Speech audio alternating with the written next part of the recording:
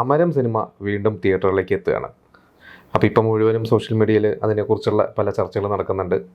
അപ്പോൾ അമരം സിനിമയുമായി ബന്ധപ്പെട്ടിട്ടുള്ള ചില രസകരമായിട്ടുള്ള കുറച്ച് ഓർമ്മകളാണ് ഞാൻ നിങ്ങളോട് കൂടി പങ്കുവയ്ക്കാൻ പോകുന്നത്. ഏകദേശം ഒരു മാസം മുമ്പ് ഒരു സിനിമയുടെ ലോഞ്ചിൻ്റെ സമയത്താണ് അന്ന് ശ്രീകണ്ഠൻ നായർ, ഫ്ലവേഴ്സ് TV-യുടെ ശ്രീകണ്ഠൻ നായർ പറഞ്ഞിരുന്നു ഇങ്ങനെ അമരം വീണ്ടും തിയേറ്ററിലേക്ക് എത്തുകയാണ്, അവരാണ് ആ ഒരു സിനിമ വീണ്ടും തിയേറ്ററിലേക്ക് എത്തിക്കുന്നതെന്നൊക്കെ അന്ന് പറഞ്ഞിരുന്നു. അപ്പോൾ ഞാനും അപ്പോഴാണ് ആ ഒരു സിനിമ, അതിന് മുമ്പും നമ്മൾ സോഷ്യൽ മീഡിയയിൽ കണ്ടിരുന്നു മമ്മൂക്കയുടെ സിനിമ തിയേറ്ററിലേക്ക്, പുതിയ സിനിമകൾ, പഴയ സിനിമകൾ വീണ്ടും 4K-ലൊക്കെ റിലീസ് ചെയ്യുന്നതിനെ കുറിച്ചൊക്കെ അതിൽ അമരത്തിൻ്റെ പേരൊക്കെ കേട്ടിരുന്നു. അപ്പോൾ ഇപ്പോൾ എന്തായാലും അത് തിയേറ്ററിലേക്ക് എത്തുകയാണ്. അപ്പോൾ ഇപ്പോൾ നമ്മൾ കണ്ടിരുന്നു സോഷ്യൽ മീഡിയയിലൊക്കെ കൂടുതൽ ന്യൂസ് ചാനൽസൊക്കെ മാധു, അതിൽ ഹീറോയിനായിട്ട് അഭിനയിച്ച മാധു, അവരിപ്പോൾ വിദേശത്താണ്. അപ്പോൾ അവരുടെ കുറച്ച് ഇൻ്റർവ്യൂസും കാര്യങ്ങളൊക്കെ വീണ്ടും ആ സിനിമയെക്കുറിച്ചൊക്കെ അവർ സംസാരിക്കുന്നതൊക്കെ നമ്മൾ കണ്ടിരുന്നു. അപ്പോൾ അമരം എന്ന് പറയുന്നൊരു സിനിമ കാണാത്ത മലയാളികൾ ഉണ്ടാവില്ല.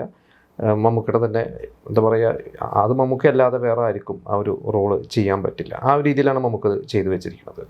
അപ്പോൾ ആ ഒരു സിനിമയിൽ നമുക്കറിയാം മമ്മൂക്കയെ കൂടാതെ മമ്മൂക്കയുടെ മകളായിട്ട് മാധു, പിന്നെ അശോകൻ. അപ്പോൾ തമാശ രൂപേണ കുറച്ച് കാലം മുമ്പ് നൻപകൽ നേരത്ത് മയക്കമെന്ന് പറഞ്ഞൊരു സിനിമയുടെ ഒരു ഇൻ്റർവ്യൂ സമയത്ത് മമ്മൂക്ക പറഞ്ഞിരുന്നു അതിൽ അശോകനാണ് ഹീറോ, ഞാനതിൽ നായികയുടെ അച്ഛൻ, അശോകൻ്റെ അമ്മായച്ഛൻ്റെ റോളാണ് ചെയ്തതെന്നൊക്കെ പറഞ്ഞ് തമാശ രൂപേണയൊക്കെ അന്ന് പറഞ്ഞിരുന്നു. അപ്പോൾ ശരിക്കും അശോകനും അതിൽ ഗംഭീരമായിട്ടുള്ള റോള് തന്നെയാണ് കിട്ടിയിരിക്കേണ്ടത്. പിന്നെ മുരളി, KP ലളിത, ഇവരൊക്കെ ഉണ്ട്. അപ്പോൾ ശരിക്കും അതിൽ അശോകൻ്റെ റോളിൽ ആദ്യം ശരിക്കും അശോകനല്ലായിരുന്നു ആദ്യത്തെ ഓപ്ഷൻ. അന്ന് മലയാള സിനിമയിൽ ഒരു നായകനായിട്ട് ഇങ്ങനെ എന്താ പറയുക, വളരെ കുറച്ച് 2 സിനിമകൾ മാത്രം ചെയ്ത് നിൽക്കുന്ന സഞ്ജയ് എന്ന് പറയുന്ന വൈശാലി. സഞ്ജയ് എന്ന് പറഞ്ഞു കഴിഞ്ഞാൽ പലർക്കും മനസ്സിലാവില്ല. ശരിക്കും വൈശാലിയിൽ ഋഷിശൃംഗനായിട്ട് വന്ന സഞ്ജയ്, അദ്ദേഹം മലയാളിയല്ല, നോർത്ത് ഇന്ത്യനാണ്, ബോംബെ ആണെന്ന് തോന്നുന്നു അദ്ദേഹത്തിൻ്റെ സ്ഥലം, മഹാരാഷ്ട്രക്കാരനാണെന്ന് തോന്നുന്നു.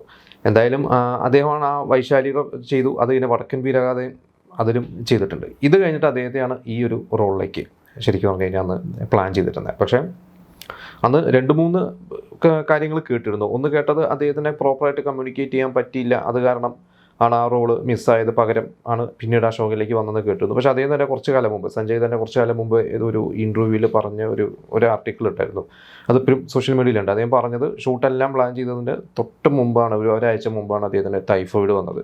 അത് കാരണം പിന്നെ ഡോക്ടർ പറഞ്ഞു ട്രാവൽ ചെയ്യാൻ പാടില്ല, കുറേ ദിവസം റെസ്റ്റും മരുന്നുകളും ഒക്കെ കൊടുത്ത കാരണം ട്രാവൽ ചെയ്യാൻ പറ്റും. കാരണം ഇത് നമുക്കറിയാം, കടലിലും ഒക്കെ ആയിട്ട് കുറേ വെയിലും മഴയും ഒക്കെ കൊണ്ട് ആ ഒരു നടുക്കടലിലൊക്കെ ഷൂട്ട് ചെയ്യേണ്ട സീൻസൊക്കെ ഉണ്ട്. അപ്പോൾ അത് ഹെൽത്ത് പ്രോപ്പർ അല്ലെങ്കിൽ കുറച്ച് പ്രശ്നമാണ്. അപ്പോൾ അതുകൊണ്ട് അദ്ദേഹത്തിന് പിന്മാറി കഴിഞ്ഞപ്പോഴാണ് പകരം അശോകനെ റോൾ ചെയ്തത്. അപ്പോൾ ഇന്ന് നമുക്കറിയാം അശോകൻ്റെ തന്നെ ഏറ്റവും ബെസ്റ്റ് പെർഫോമൻസുള്ള ഒന്നാണ്. അപ്പോൾ അശോകൻ എന്ന് പറഞ്ഞു കഴിഞ്ഞാൽ ഇനി ഹരിഹർ നഗർ നമ്മുടെ മനസ്സിലോട്ട് വരും, പിന്നെ വരുന്നൊരു സിനിമ അമരമായിരിക്കും. ഇങ്ങനെ കുറച്ച് സിനിമകളുണ്ട് നമ്മൾ റിപ്പീറ്റായിട്ട് കാണുന്ന സിനിമകൾ. പിന്നെ അഴകിയ എന്ന് പറയുന്ന ഒരു ഗംഭീരമായിട്ടുള്ളൊരു പാട്ട് അദ്ദേഹത്തിന് കിട്ടി.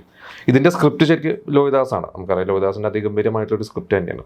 ശരിക്കും ഇതിൻ്റെ കഥ പല്ലിശ്ശേരി എന്ന് പറയുന്ന ഒരു ഫിലിം ജേർണലിസ്റ്റ്, പലർക്കും അറിയുന്നുണ്ടാവും. അതേ അപ്പോൾ യൂട്യൂബ് ചാനലൊക്കെ നടത്തി കുറേ സിനിമാ കഥകളൊക്കെ പറയുന്ന ഒരു വ്യക്തിയാണ്. അദ്ദേഹത്തിൻ്റെ ഒരു പൂരം എന്ന് പറയുന്ന ഒരു ചെറുകഥ, അതിനെ ബേസ് ചെയ്തിട്ടാണ് എഴുതിയിരിക്കുന്നത്, ലോഹിദാസ് എഴുതിയിരിക്കുന്നത്. അപ്പോൾ പൊതുവേ നമുക്കറിയാം ലോഹിദാസിൻ്റെ സ്ക്രിപ്റ്റുകളൊക്കെ എന്നൊക്കെ പറഞ്ഞു കഴിഞ്ഞാൽ ലോഹിദാസിൻ്റെ തന്നെ മനസ്സിലുണ്ടാകുന്ന ഐഡിയാസും കഥകളൊക്കെ തന്നെയാണ് അധികം സിനിമകളാക്കാറുള്ളത്. അപ്പോൾ തനിയാവർത്തനം മുതൽ എടുത്തു കഴിഞ്ഞാൽ കിരീടായാലും എല്ലാത്തിൻ്റെയും ഒരു തുടക്കം ലോഹിദാസിൻ്റെ മനസ്സിൽ തന്നെ. മറ്റൊരു സംവിധായകൻ്റെയോ അല്ലെങ്കിൽ മറ്റൊരു വ്യക്തിയുടെ ഒരു കഥ ലോഹിദാസ് സിനിമയാക്കിയിട്ടില്ല എന്നുള്ളത് തന്നെയാണ് എൻ്റെ അറിവ്. അപ്പോൾ ഇതിനെക്കുറിച്ച് ഒരു ആർട്ടിക്കിൾ ഞാൻ പണ്ട് വായിച്ച ഒരു ഓർമ്മയുണ്ട്. ലോഹിദാസ് ഇതിൻ്റെ ഒരു എഴുത്തുമായി ബന്ധപ്പെട്ട് കുറച്ച് കൺഫ്യൂഷനാണ്. കാരണം വേറൊരാളുടെ ഒരു ത്രെഡ് ആയതുകൊണ്ട് ലോഹിദാസ് അതൊന്നും വേണം ഒരു തിരക്കഥ ഉണ്ടാക്കിയെടുക്കാൻ. അപ്പോൾ ലോഹിദാസിന് അതിൽ കുറച്ച് ഒരു ടെൻഷനും കുറച്ച് എന്താ പറയുക, ഒരു അത്ര സ്മൂത്ത് അല്ല കാര്യങ്ങൾ ലോഹിദാസിൻ്റെ ഒരു എഴുത്ത്. കാരണം മറ്റേ സാധാരണ ലോഹിദാസിൻ്റെ സ്വന്തം കഥകൾ എഴുതുന്ന പോലെയല്ല, അതുകൊണ്ട് കുറച്ച് ബുദ്ധിമുട്ടിയാണ് ലോഹിദാസ്. പിന്നെ അതെല്ലാം നമുക്കറിയാം ആ മുക്കുവന്മാരുടെ ഭാഷയും, അപ്പോൾ കുറച്ച് ബുദ്ധിമുട്ടൊക്കെ ആയിരുന്നു എന്നൊക്കെ അന്ന് ഞാൻ വായിച്ചിട്ടുണ്ട്. എന്തായാലും ആ സിനിമ 91 ജനുവരിയിലാണ് റിലീസാകുന്നത്, ജനുവരിയോ ഫെബ്രുവരിയോ റിലീസാകുന്നത്. അന്ന് കുറേ എനിക്ക് തോന്നുന്നത് കുറച്ച് ലക്ഷങ്ങൾ ചിലവിട്ട് കോടികൾ ഗ്രോസ് കളക്ഷൻ നേടിയ ഒരു സിനിമ തന്നെയാണ്. അതിന് മുരളിക്ക് സ്റ്റേറ്റ് അവാർഡ് കിട്ടിയിട്ടുണ്ട്, സഹനടന്. KP ലളിതയ്ക്ക് മികച്ച സഹനടിക്കുള്ള സ്റ്റേറ്റ് അവാർഡും കിട്ടി, നാഷണൽ അവാർഡും കിട്ടി. പിന്നെ മധു അമ്പാട്ട് ക്യാമറാമാൻ, അദ്ദേഹത്തിന് സ്റ്റേറ്റ് അവാർഡ് കിട്ടി. മമ്മൂക്കയ്ക്ക് ശരിക്കും പറഞ്ഞാൽ ആ വർഷം അവാർഡ് കിട്ടിയിട്ടില്ല. അപ്പോൾ 91 അവാർഡ് അന്ന് ബെസ്റ്റ് ആക്ടർ ലാലേട്ടൻ തന്നെയായിരുന്നു, നാഷണലും സ്റ്റേറ്റും ലാലേട്ടൻ തന്നെയായിരുന്നു. മമ്മൂക്കയ്ക്ക് അന്ന് അവാർഡ് കിട്ടിയില്ല. എൻ്റെ കാരണം അന്ന് പിന്നീട് പറഞ്ഞ ആ ഒരു മുക്കുവൻ്റെ ഒരു മമ്മൂക്കയ്ക്ക് ഗ്ലാമർ കൂടുതലാണ്, അതായത് ഒരു മുക്കുവൻ്റെ ലുക്കല്ല മമ്മൂക്കയ്ക്കുള്ള എന്നൊക്കെ റീസൺസ് ഒക്കെ കേട്ടിട്ടുണ്ട്. പിന്നീട് സോഷ്യൽ മീഡിയയിലൊക്കെ പലവരും പല രീതിയിലൊക്കെ അതിനെ പല വിമർശനങ്ങളൊക്കെ എഴുതിയിട്ടുണ്ട് അന്നത്തെ ജോലിയെക്കുറിച്ച്. നമുക്ക് എത്രത്തോളം സത്യമുണ്ട് എന്നറിയില്ല. എന്തായാലും അമരം വീണ്ടും തിയേറ്ററിലേക്ക് എത്തുകയാണ്. കുറേ പലവർക്കും പല ഓർമ്മകളുണ്ടാവും അമരം തിയേറ്ററിൽ കണ്ടൊക്കെ ഓർമ്മകളുണ്ട്. കാരണം അന്ന് ഒരു തൃശ്ശൂർ എന്ന് പറയുന്ന രാഗം തിയേറ്റർ ഉണ്ട്. നമുക്കറിയാം രാഗം തിയേറ്ററിലൊക്കെ എത്രയോ കാലം ഓടിയ സിനിമയാണ്. മമ്മൂക്കയുടെ ഒരു ലക്കി തിയേറ്റർ തന്നെയാണ്. ന്യൂഡൽഹി സിനിമ രാഗത്തിൽ വളരെ കളക്ട് ചെയ്ത സിനിമയാണ്. ഇൻസ്പെക്ടർ ബലം, കുറേ സിനിമകളുണ്ട് മമ്മൂക്കയുടെ രാഗം തിയേറ്ററിൽ. അപ്പോൾ രാഗം തിയേറ്ററിൽ എത്രയോ വളരെയധികം റെക്കോർഡുകൾ നേടിയൊരു സിനിമ തന്നെയായിരുന്നു കുറേ തിയേറ്റേഴ്സിൽ.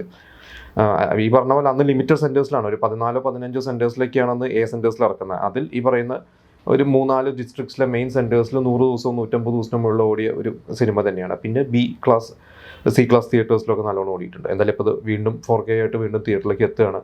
അപ്പോൾ റിലീസുകളിൽ നമുക്കറിയാം ഇപ്പോൾ രാവണപ്രഭു ഇറങ്ങി നല്ലൊരു എന്താ പറയുക, പുതിയ തലമുറയ്ക്കൊക്കെ വീണ്ടും തിയേറ്ററിൽ കാണാൻ പറ്റി. അന്ന് കാണാത്തവർക്കൊക്കെ, അന്ന് കണ്ടവർക്ക് വീണ്ടും അതൊന്ന് റീവിസിറ്റ് ചെയ്യാൻ പറ്റി. അതുപോലെ തന്നെയാവും അമരം എന്നൊക്കെ അമരം എന്തായാലും ഒരു വലിയൊരു നമുക്കറിയാം അങ്ങനെ ഒരു അടിപൊളി പാട്ടോ അങ്ങനെയുള്ള ഡാൻസോ ഒന്നുമുള്ള, നമുക്ക് രാവണപ്രഭു പോലെ അങ്ങനെ ഒരു ആക്ഷനോ അല്ലെങ്കിൽ ഒരു മാസ് മസാല സിനിമയല്ല. പക്ഷേ അമരം അതിൻ്റേതായ തിയേറ്ററിൽ തന്നെ എക്സ്പീരിയൻസ് ചെയ്യേണ്ട ഒരു സിനിമയാണ്. അതിൻ്റെ ഒരു വിഷ്വൽ കാര്യങ്ങളൊക്കെ 4K കൂടി ആകുമ്പോൾ എങ്ങനെ വരും എന്നുള്ളത് നമുക്ക് എന്തായാലും തിയേറ്ററിൽ പോയിട്ട് തന്നെ കാണാം. കണ്ടു കഴിഞ്ഞിട്ട് നമുക്ക് അതിനെക്കുറിച്ചുള്ള കഥകൾ ഡിസ്കസ് ചെയ്യാം.